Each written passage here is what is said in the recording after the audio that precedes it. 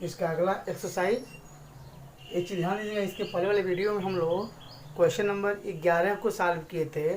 इसमें question number 13 को solve करेंगे। कहेंगे सर क्यों 11 के बाद 13? मेरे प्यारे बच्चों, हम लोग क्या सॉल्व कर रहे हैं? आंकिक प्रश्न, केवल न्यूमेरिकल को हम लोग सॉल्व कर रहे हैं। इसलिए इसके बाद, इसके पहले जो वीडियो हम लोग पढ़े थे 11, उसके बाद का जो न्यूमेरिकल है वह है 13। तो आइए हम लोग 13वें एक्सरसाइज को सॉल्व करते हैं। 200 ग्राम द्रव्यमान की एक हॉकी की गेंद 10 मीटर प्रति सेकेंड की वेग से सीधी रेखा में चलती हुई 5 किग्रा द्रव्यमान के गुटके से संघट करती है, यानी टकराती है, एक गुटके से टकराती है तथा उससे जुड़ जाती है। यानी टकराने के बाद उससे क्या होती है? जुड़ जाती है। उसके बाद दोनों एक साथ उसी रेखा में गति करते हैं, यानी दोनों जो है जिस डायरेक्शन में बॉल हॉकी की गेंद आ रही थी वो संघट करती है, टकराती है, और दोनों एक साथ उसी रेखा में एक साथ उसी रेखा में गति करते हैं। संघट के पहले और संघट के बाद के कुल संवेग की गणना करें, यानी टकराने से पहले का संवेग और टकराने के बाद का संवेग की गणना करना है, और दोनों वस्तुओं की जुड़ी हुई अवस्था में वेग की गणना, यानी जब दोनों जुड़ जाती हैं तो उस कंडीशन में उनका जो वेग होता है वह ज्ञात करना है, यानी भी ज्ञात करना है। क्या ज्ञात करना है हमको? भी। तो पर देखिए क्या क्या दिया हुआ है। तो हॉकी की गेंद का द्रव्यमान 200 ग्राम, तो 200 ग्राम के लिए यहाँ देखिए आपको लकड़ी के गुटके का जो द्रव्यमान दिया है वह 5 kg दिया है। तो इस 200 ग्राम को हम बदल देंगे केजी में, तो 1000 से डिवाइड कर देंगे तो 0.2 kg। हॉकी की गेंद का प्रारंभिक वेग कितना दे दिया? 10 मीटर पर सेकेंड। इसको मेरे प्यारे बच्चों मीटर पर सेकेंड भी पढ़ सकते हैं या metre second to the power -1 दोनों कर सकते हैं, या इसको पढ़ सकते हैं 10 मीटर प्रति सेकेंड। अगर इसको हम ऐसे लिख देंगे बटा s कर देंगे तो माइनस हट जाएगा, 10 मीटर प्रति सेकेंड। लकड़ी के गुटके का द्रव्यमान देखिए 5 kg दे दिया, और लकड़ी के गुटके का प्रारंभिक वेग वो जाके टकराती है तो वह स्थिर विराम की अवस्था में रहता है, तो उसका जो U2 होगा कितना हो गया? 0। यानी हॉकी के गेंद का द्रव्यमान m1, लकड़ी के गुटके का द्रव्यमान m2, गेंद का प्रारंभिक वेग u1 और लकड़ी के गुटके का प्रारंभिक वेग u2।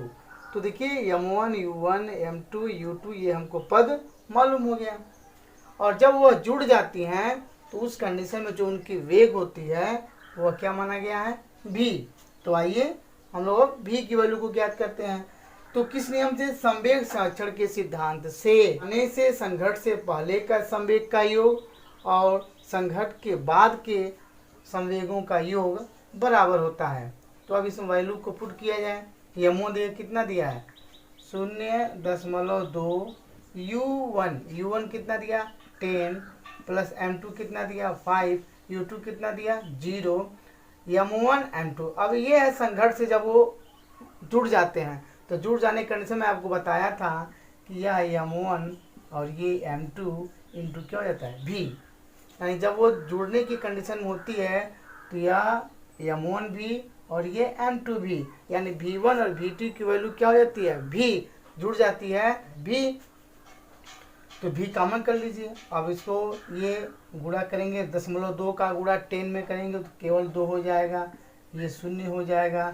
m1 कितना दिया आपको? देखिए m1 0.2, m2 कितना दिया? 5 इंटू v, या 2 हो गया, और ये जोड़ दीजिए तो 5.2 v, या v की वैल्यू जब निकालेंगे या v की वैल्यू तो इसको इधर कर देंगे तो ये हो जाएगा 2, 5.2, दशमलव हटा दीजिए तो ऊपर नीचे 10 का गुणा कर देंगे, ऊपर हो जाएगा 20, नीचे हो जाएगा आपका 52। सॉल्व कीजिए इसको, तो इसको काट दीजिए, 4 × 5 = 20 और 3 × 4 = 52, यानी 5/13 मीटर प्रति सेकेंड। ये किसकी वैल्यू आ गई? v की।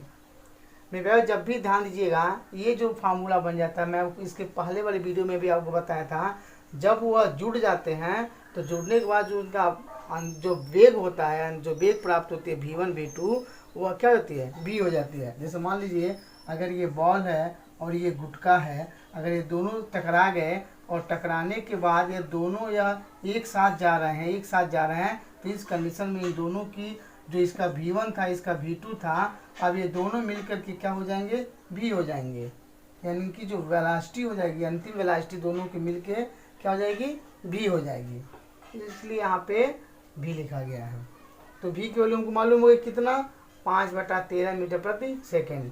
अब देखिए दोनों वस्तुओं की जुड़ी अवस्था में वेग की गणना कर लिए।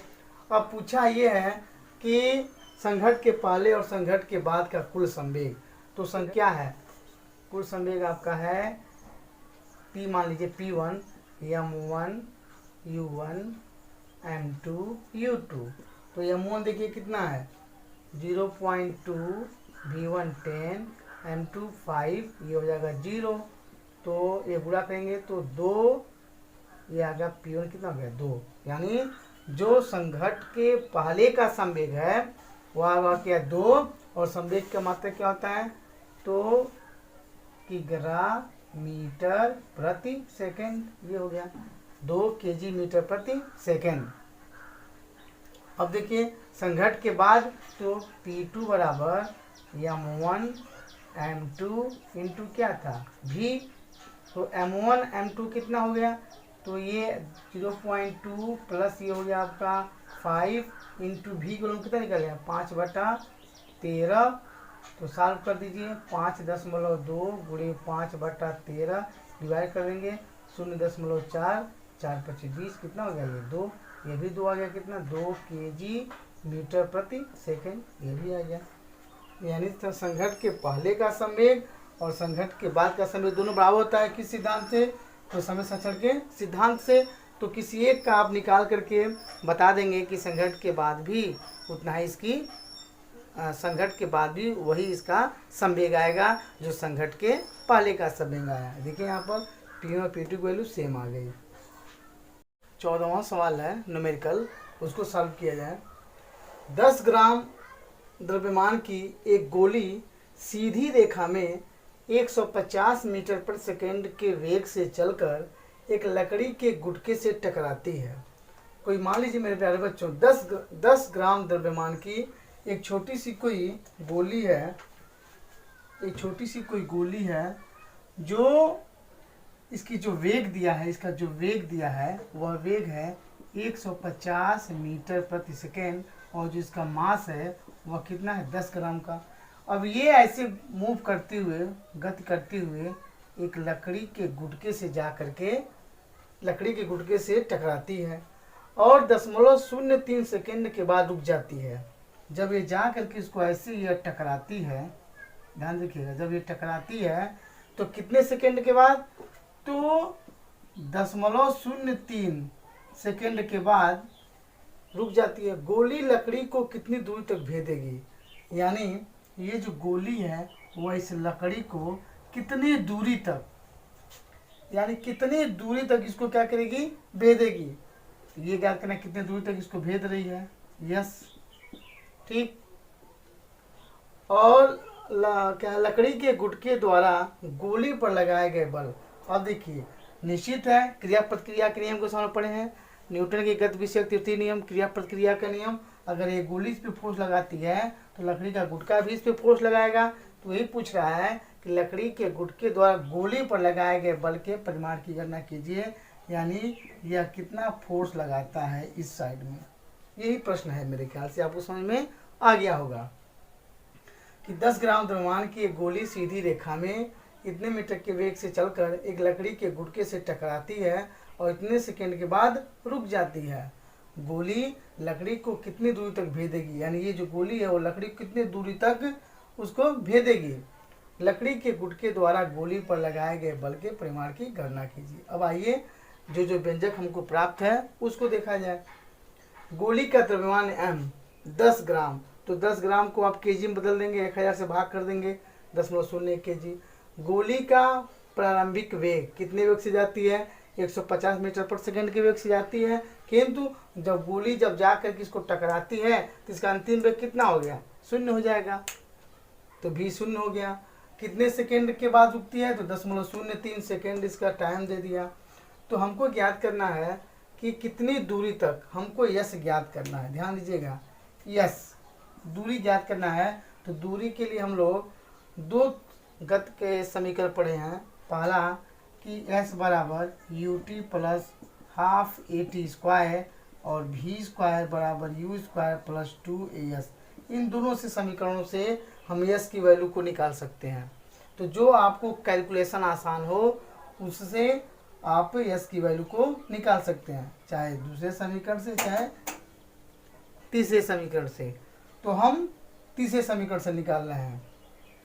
तो तीसरे समीकरण से अगर हम यूज करते हैं तो हम s की वैल्यू के लिए हमको क्या क्या चाहिए, b चाहिए, u चाहिए और क्या चाहिए, a चाहिए। ध्यान से देखिए, v u और a चाहिए, तभी हम s निकाल सकते हैं। तो हमको क्या क्या पता है, v पता है, u पता है, लेकिन हमको a नहीं पता है।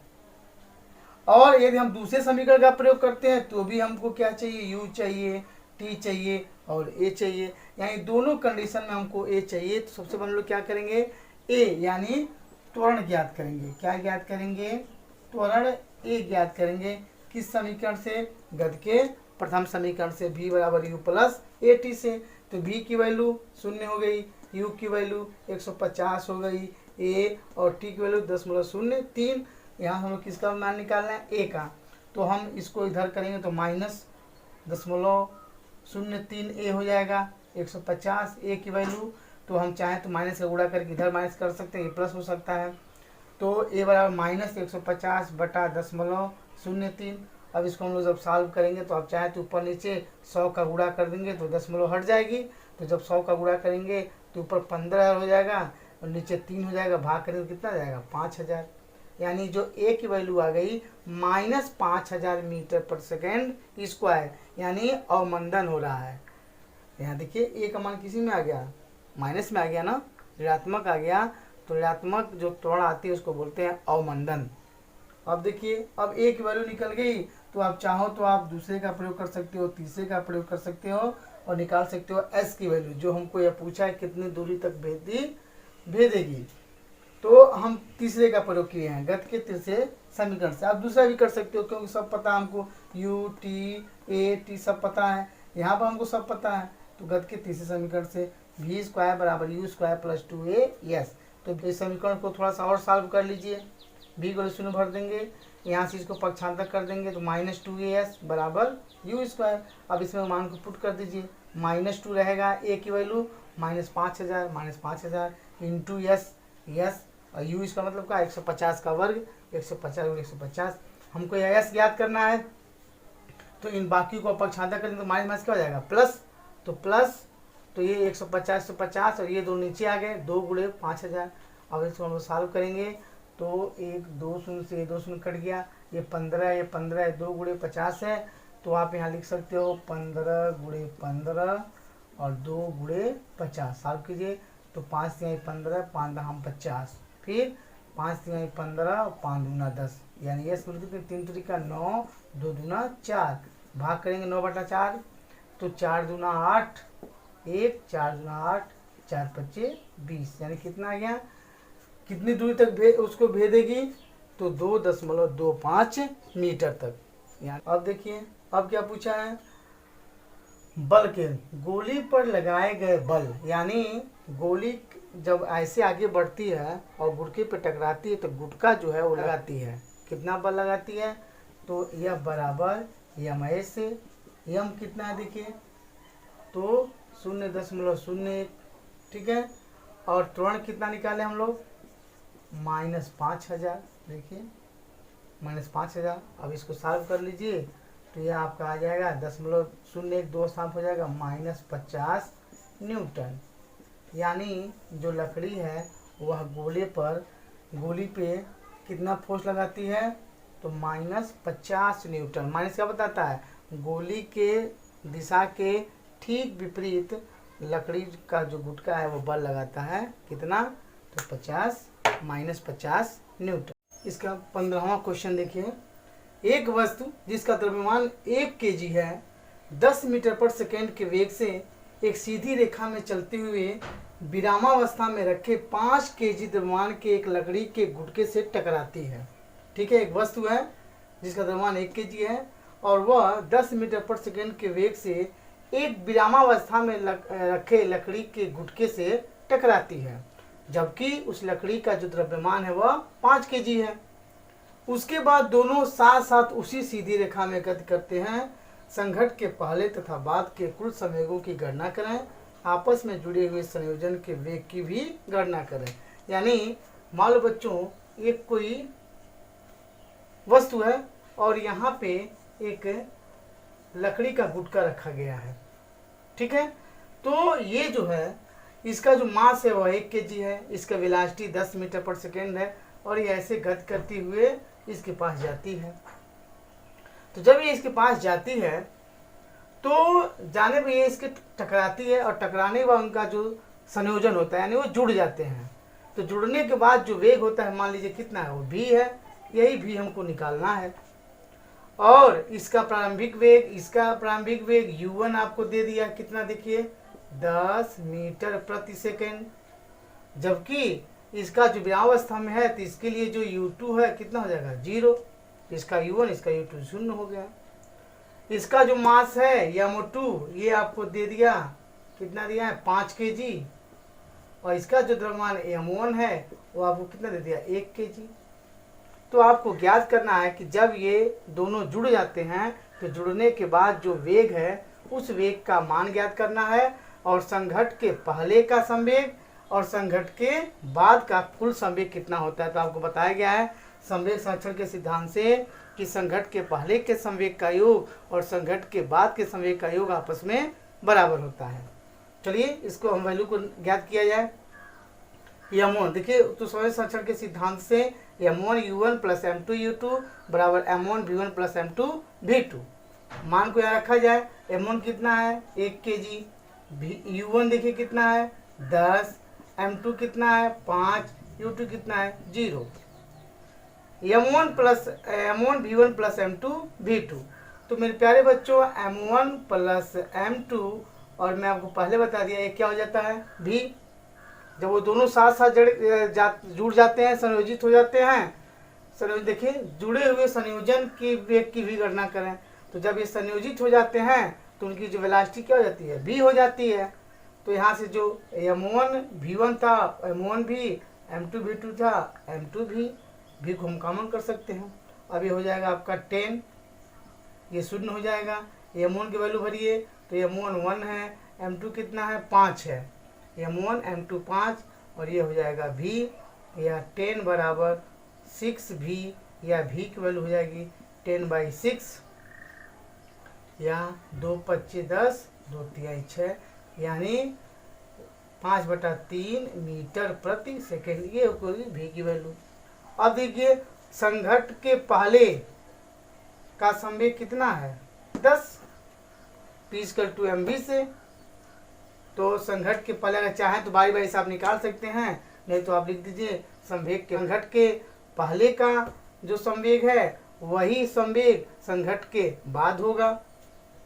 हम लोग इसको निकाल के भी देख सकते हैं। आप चाहे तो यहाँ निकाल सकते हैं कि प्रारंभिक संवेग कितना हो जाएगा m1 u1। बोलिए m1 कितना है, देखिए m1 कितना है 1 और u1 कितना है इसका 10, तो कितना हो जाएगा 10 केजी मीटर प्रति सेकेंड प्रारंभिक संवेग हो गया। और वो जो प्रारंभिक संवेग होगा वो इसका अंतिम संवेग भी होगा। चाहते हैं इसको निकाल दिखा सकते हैं यहाँ पर भी कि आप यहाँ पर लिख सकते हैं अंतिम संवेग। अंतिम संवेग सूत्र क्या हो जाएगा m1 m2 और ये v। देखिए m1 कितना है 1, m2 कितना है 5 और v कितना निकालें आप लोग, देखिए 5/3 5/3 तो 5 1 6 गुणे 5/3 3 दूना 6 2 5 10 केजी मीटर प्रति सेकेंड। देखिए ये अंतिम संवेग और ये प्रारंभिक से दोनों सेम आ गया, वो भी 10 ये भी 10।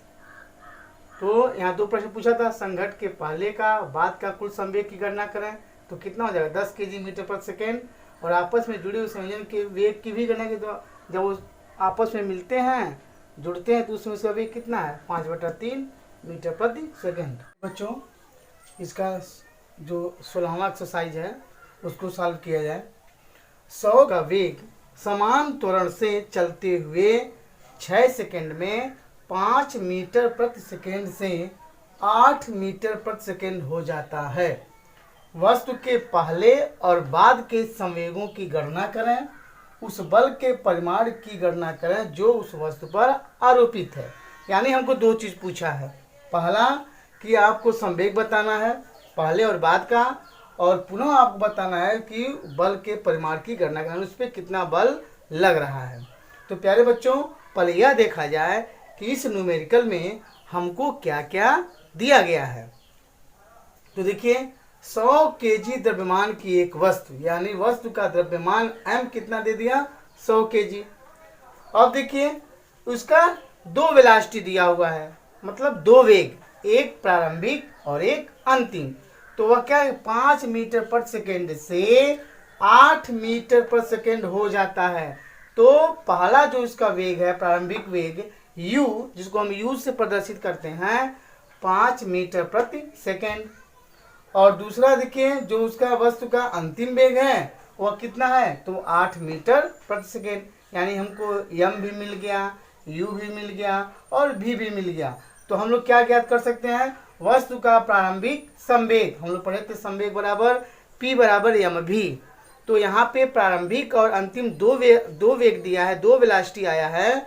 तो हम लोग इसका दो संवेग निकालेंगे, एक प्रारंभिक संवेग जब उसका वेग क्या होता है u, और एक बार अंतिम संवेग जब उसका वेग क्या होता है v।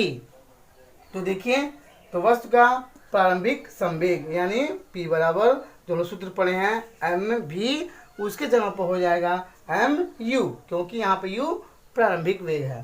तो इसके मान को आप पुट कीजिए। m का मान कितना दिया, देखिए 100 केजी, 100 गुणे u कितना दे दिया 5, तो ये हो जाएगा 500 25 500 केजी मीटर प्रति सेकेंड। ये कौन सा निकल गया मेरा, प्रारंभिक संवेग। अब देखो वस्तु का अंतिम संवेग, तो जब उसकी वेलोसिटी क्या थी v, तो उसका संवेग अंतिम संवेग क्या हो जाएगा mv। तो यहाँ से लिख सकते हैं आप mv बराबर m के लिए कितना वैल्यू है 100, v कितना हो गया 8, ये 8 हो गया, तो पूरा करेंगे 800 केजी मीटर प्रति सेकेंड। मेरे ख्याल से ये दोनों चीज़ आपको समझ में आ गया। पूछा था पहले और बाद क्या संवेग, निकल गया। अब देखिए पूछा है बल के परिमाण की गणना करें जो उस वस्तु पर आरोपित है, यानी उस वस्तु पर लगने वाले बल का मान ज्ञात करना है। तो संवेग के रूप में हम लोग बल पढ़े थे, आपको याद है जब मैं पढ़ाया था आपको कि बल और संवेग में रिलेशन संबंध, तो बल F बराबर del P upon del T, यानी संवेग में परिवर्तन और समय के अनुपात को भी हम क्या बोलते हैं, बल कहते हैं। ये हम लोग पढ़ चुके हैं। तो बल F बराबर del P upon del T, या इसी को हम लोग भाषा में लिख सकते हैं संवेग में परिवर्तन बटे समय। तो संवेग में परिवर्तन कितना था, पहले कितना था 500, बाद में कितना हो गया 800। देखिए संवेग पहले कितना था 500, अंतिम समय कितना था 800। तो कितना संवेग में परिवर्तन हुआ, तो वो 800 माइनस 500, या इसी को आप फार्मूले रूप में भी लिख सकते हैं mv minus mu upon t। आपको पढ़ाया भी गया था। अगर आप इसको मानते हो P1, इसको मानते हो P2, तो यहाँ लिख सकते हो P2 माइनस P1, या उसी को हम लिखते हैं mv माइनस mu। तो mv, कुल mv कितना है, देखिए 800 हो गया, माइनस mu मतलब क्या, उसका प्रारंभिक संवेग कितना था 500, तो 800 माइनस 500, और समय देखिए कितना दिया यहाँ पे, समय कितना दिया है 6 सेकेंड, तो बटा 6 हो गया। इसको सॉल्व कर दीजिए तो लेस हो जाएगा 800 में से 500, 300 बटा 6 डिवाइड करेंगे तो कितना हो जाएगा 50 न्यूटन। यानी उस वस्तु पर लगने वाला जो बल है वो कितना है 50 न्यूटन। देखिए जो 18वां एक्सरसाइज है उसको सॉल्व किया जाए। एक 10 केजी द्रव्यमान की घंटी 80 सेंटीमीटर की ऊंचाई से फर्श पर गिरी। यानी मान लीजिए ये घंटी है और ये घंटी जो है ये फर्श से कितनी ऊंचाई पर है, तो ये 80 सेंटीमीटर, ये आपकी घंटी है, ये घंटी है, ठीक है। एक 10 केजी द्रव्यमान की घंटी 80 सेंटीमीटर की ऊंचाई से फर्श पर गिरी। इस अवस्था में घंटी द्वारा फर्श पर स्थानांतरित संवेग के मान की गणना करें। यानी ये कितना संवेग इसको स्थानांतरित, परिकलन में सरलता हेतु नीचे की ओर दिश त्वरण का मान 10 मीटर प्रति सेकेंड स्क्वायर है। यानी जो त्वरण है वह 10 मीटर प्रति सेकेंड स्क्वायर। ये घंटी दे दिया, घंटी की फर्श ऊंचाई दे दिया, ये 80 सेंटीमीटर दे दिया, और जो त्वरण है वह कितना है 10 मीटर प्रति सेकेंड स्क्वायर हो गया। तो हमको यह ज्ञात करना है कि संवेग में परिवर्तन कितना हुआ। घंटी द्वारा फर्श पर स्थानांतरित संवेग के मान की गणना करें। यानी हमको डेल पी निकालना है, संवेग में परिवर्तन निकालना है। संवेग परिवर्तन mv माइनस mu कहिए, चाहे p2 माइनस p1 कहिए, कुछ भी कह सकते हैं, दोनों सही है। अब देखिए, तो पहले यह ज्ञात किया जाए कि इसमें क्या क्या हमको मालूम है। तो घंटी का द्रव्यमान m देखिए 10 kg हो गया। ऊंचाई है, जो ये ऊंचाई दिया है वह 80 सेंटीमीटर दिया। इसी ऊंचाई को हम लोग दूरी भी कह सकते हैं, दूरी के संकेत का हम लोग मानते हैं यस। तो 80 सेंटीमीटर को हम लोग किस में बदलेंगे, मीटर में। तो 100 से डिवाइड करेंगे तो हो जाएगा 0.8 मीटर। 100 से इसको भाग करेंगे तो 0.8 मीटर। त्वरण आपको दे दिया कितना, 10 मीटर प्रति सेकेंड स्क्वायर, या इसको हम लोग ए भी कह सकते हैं, ए भी लिख सकते हैं, 10 मीटर प्रति सेकेंड स्क्वायर। घंटी का प्रारंभिक वेग जब यहाँ से वो नीचे गिरता है, ध्यान, उस कंडीशन में इसका प्रारंभिक वेग क्या है, u बराबर 0। अब जब ये नीचे गिरता है यहाँ पर v की वैल्यू होगी, यही v की वैल्यू हमको निकालेंगे तभी ना हमको निकलेगा। इसके लिए u के लिए 0, तो इसका क्या हो जाएगा संवेग mu, इसका संवेग क्या हो जाएगा, इसका हो जाएगा mv। तो कितना संवेग परिवर्तन हुआ, तो mv माइनस mu, यही हमको ज्ञात करना है। तो देखिए, तो हमको u पता है, ये v नहीं पता है, तो हम पहले क्या निकालेंगे, v। क्यों निकालेंगे v, क्योंकि हमको क्या निकालना है, mv अंतिम संवेग निकालना है, और ये आपका प्रारंभिक संवेग है। तो m तो हमको मालूम है, देखिए 10 kg, हमको u भी मालूम है लेकिन v नहीं मालूम है। तो v के लिए हम गति के समीकरण की सहायता, हम लोग इसको a मान रहे हैं, इसको यस मान रहे हैं, लेकिन चाहे तो हम लोग इसको भी, जब किसी वस्तु को ऊपर से नीचे गिराया जाता है तो उसके लिए गति के समीकरण को हम चेंज भी कर सकते हैं। जैसे हम लोग पढ़ते थे समीकरण 1 बराबर v बराबर u प्लस at, दूसरा हम लोग पढ़ते थे s बराबर ut plus half at square, और तीसरा पढ़ते थे v स्क्वायर बराबर u स्क्वायर प्लस 2as।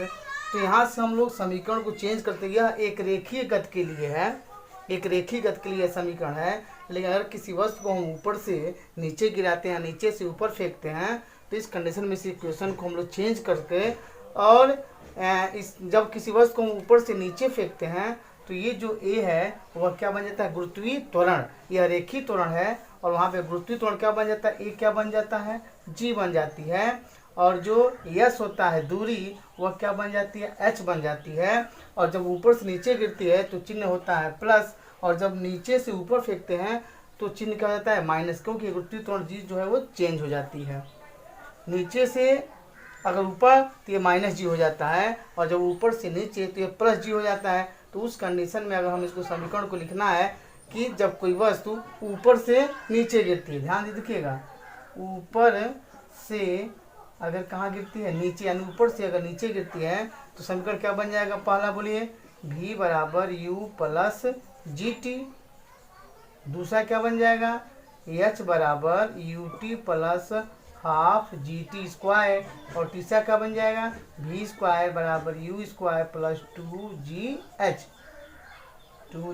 देखिए, तो या तो आप h को यस लिखिए तो भी सही है, नहीं तो इसका समीकरण का प्रयोग करेंगे तो क्या लिख देंगे, v स्क्वायर बराबर u स्क्वायर प्लस 2gh। तो v स्क्वायर u स्क्वायर 2 एक जगह पर क्या हो जाएगा, g। तो g की जो a की वैल्यू यह थी, इसको हम लोग क्या मान लेंगे, g, गुरुत्वीय त्वरण g हो जाता है। तो यहाँ पे 2g, और s मतलब क्या, h, तो s की वैल्यू यही हो जाएगी। तो इसी से भी हम समझ सकते हैं, ध्यान से समझिएगा। यानी ये जो समीकरण क्या बन जाएगा, v स्क्वायर बराबर u स्क्वायर प्लस 2gh, ऐसे बन जाएगा। तो देखिए v की वैल्यू हमको निकालनी थी, u कितनी हो जाएगी, u हो जाएगी 0, 2 और जी की वैल्यू कितना 10 और एस मतलब क्या ऊंचाई कितनी 0.8। और इसको अब देखिए इसका जब गुणा करेंगे तो 10 दूना 20 और 20 में गुणा करेंगे 10.8 का तो हो जाएगा आपका 16। तो v स्क्वायर बराबर 16, तो 16 का वर्गमूल कितना हो जाएगा 4। कितना हो जाएगा 4। तो v की जो वैल्यू आ गई 4 मीटर प्रति सेकेंड। ये मेरा क्या आ गया वेग। अब देखिए संवेग में परिवर्तन डेल p बराबर P2 माइनस P1 मैं आपको पहले ही बोला, चाहे P2 माइनस P1 लिखिए चाहे MV माइनस MU कीजिए। अब इसके मान को पुट कीजिए तो m कितना दे दिया 10, v जो हम लोग निकाले हैं 4 माइनस m कितना 10, u मतलब क्या प्रारंभिक वेग, तो u कितना है 0। तो 10 चौक को 40 माइनस ये शून्य हो जाएगा, समाप्त हो जाएगा। तो क्या बचा संवेग में परिवर्तन बराबर कितना 10 चौक को 40 kg मीटर प्रति सेकेंड। ये रहा आपका ये 18वां एक्सरसाइज।